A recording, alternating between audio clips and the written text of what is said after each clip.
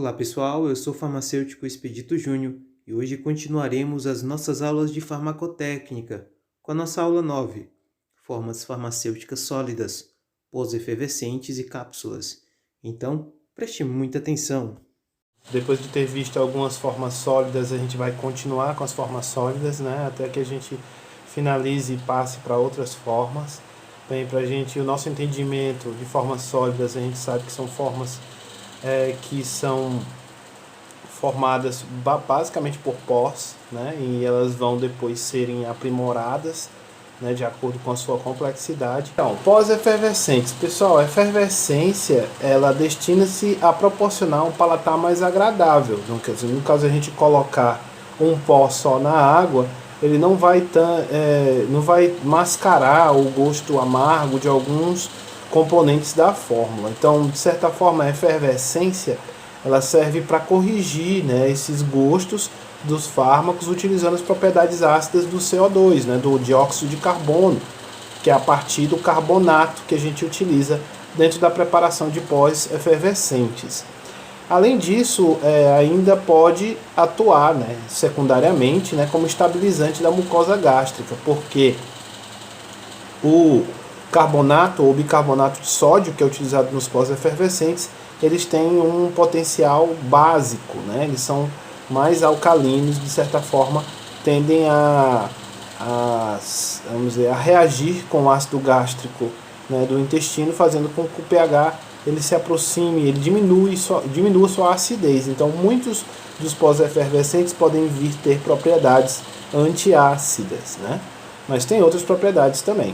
Então, podendo aumentar a absorção do medicamento, porque, de certa forma, o medicamento ele pode vir a ser mais básico, ele pode ser diminuída a sua atividade terapêutica por causa do ácido gástrico do estômago, né? E pode ser menos absorvido no intestino, como é de praxe a absorção de medicamentos de uso oral, né?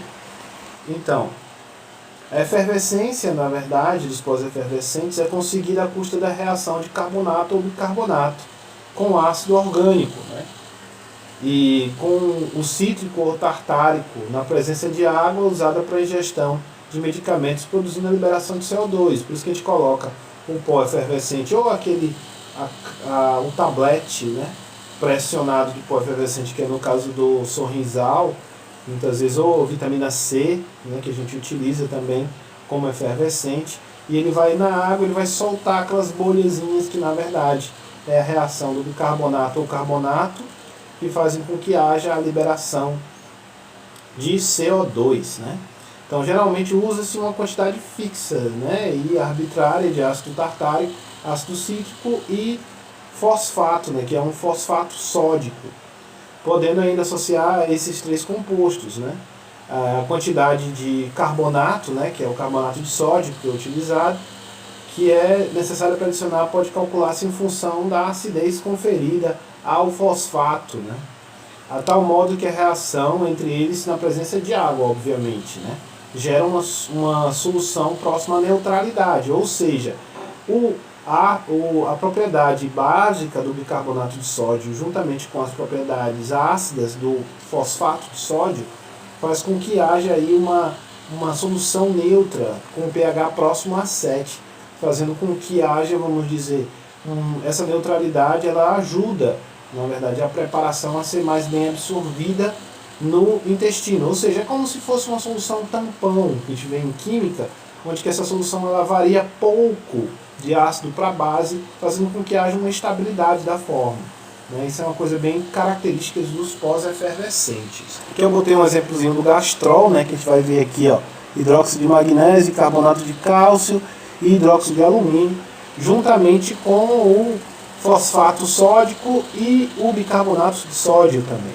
que eles que fazem essa preparação ser efervescente. Então, os pós-efervescentes constituem uma forma adotada de má conservação, pois absorvem facilmente a umidade atmosférica dada a grande superfície que apresenta. Também tem algumas coisas do pós-efervescentes, eles não podem ter embalagens transparentes, porque eles também são fotossensíveis. Basicamente o bicarbonato é fotossensível. Se ele tiver, vamos dizer, muita luz, ele acaba ficando escurecido, né? Isso é por causa que ele oxida, ele perde o oxigênio e acaba tendo essa característica de ficar escurecido.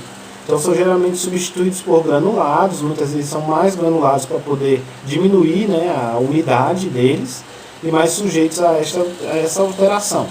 Então, muitas vezes a gente, para preparar pós efervescentes, a gente tem que granular ele primeiro, como a gente viu anteriormente, em vez de usar só basicamente o pó, a mistura de pós para colocar dentro, né? Então ele sempre vai ser um pouco, vamos dizer, vai fazer grânulos, né, dentro da preparação final.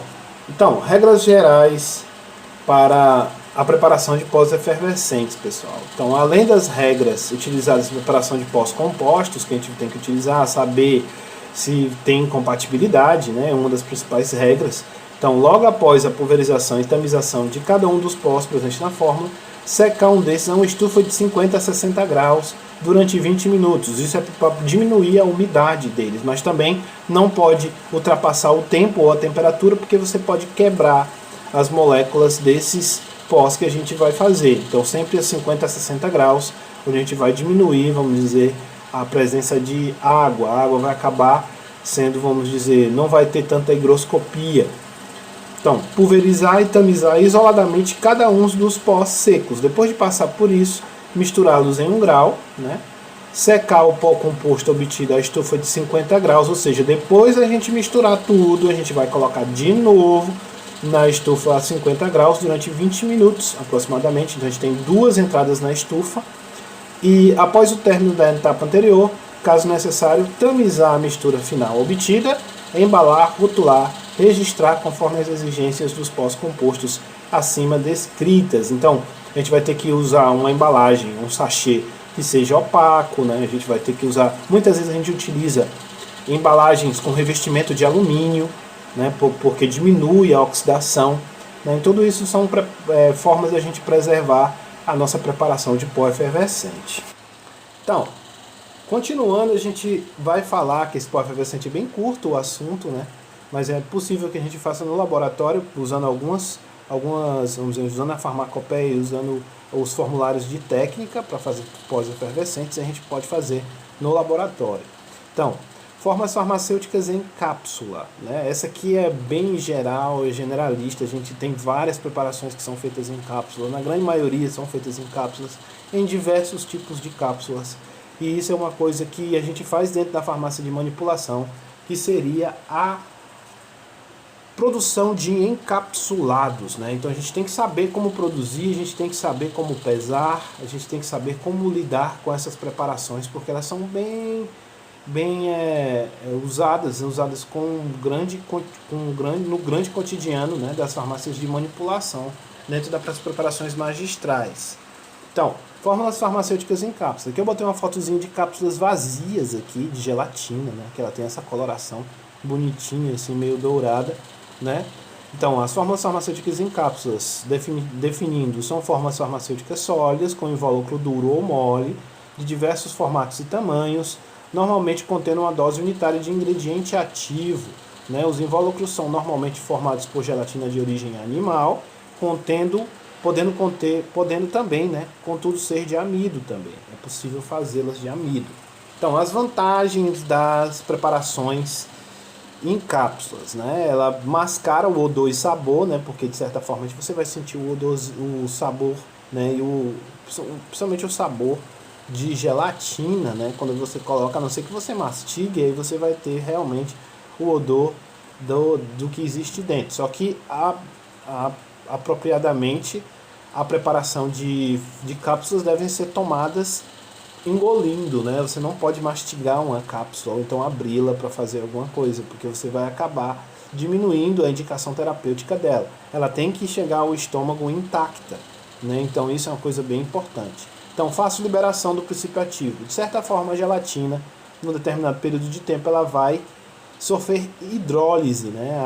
A água mesmo vai dissolver a gelatina, fazendo com que o que há dentro da cápsula ela se dispersa, né, dentro da cápsula. Então, boa estabilidade, protege, né, contra a luz, ar e umidade. Isso é uma coisa importante para os pós, né, principalmente pós higroscópicos ou pós que possuem facilidade de oxidação ou que são fotossensíveis, né?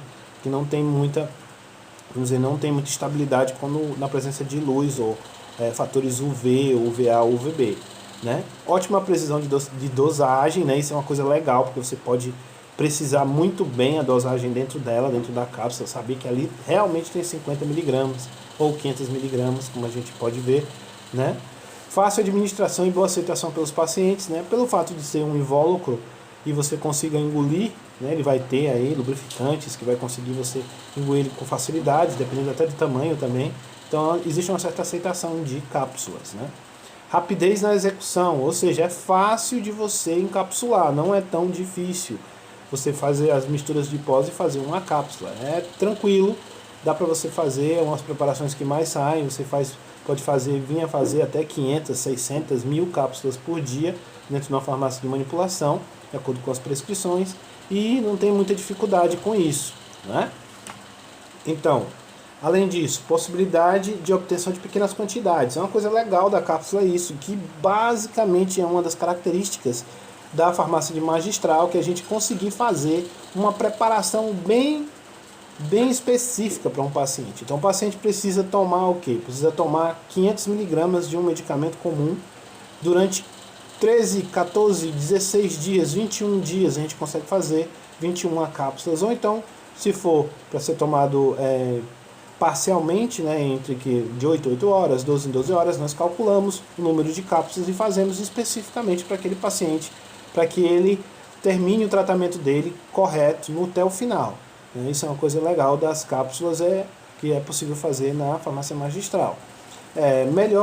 Melhora dos aspectos comerciais, né? Ocupa pequenos volumes, isso é uma coisa bem legal, porque as cápsulas, de certa forma, ocupam pouco volume na farmácia, né? Mesmo aquelas preparadas, vamos dizer, como suplementos alimentares, que muitas vezes acontece, cápsulas de cafeína, que o pessoal usa muito, como termogênico na academia, né? A gente consegue fazer e consegue também armazenar com uma certa facilidade, né?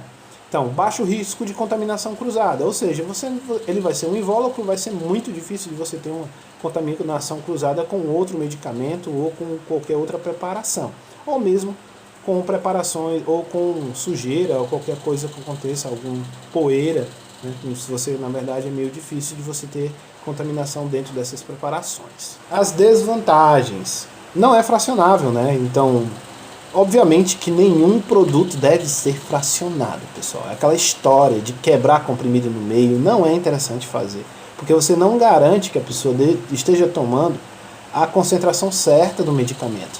Então, e não é fracionável porque não dá para você cortar no meio uma cápsula, né? É meio complicado, o pó vai sair. Então não é fracionável. Aderem com certa facilidade à parede do esôfago. Isso pode acontecer, principalmente quando você toma sem água, né? O pessoal tende a tomar, engolir, ela pode muito bem aderir à parede do esôfago e ficar lá até que você coma ou beba alguma coisa. Isso aí é uma coisa. Dificuldade do uso em crianças e idosos.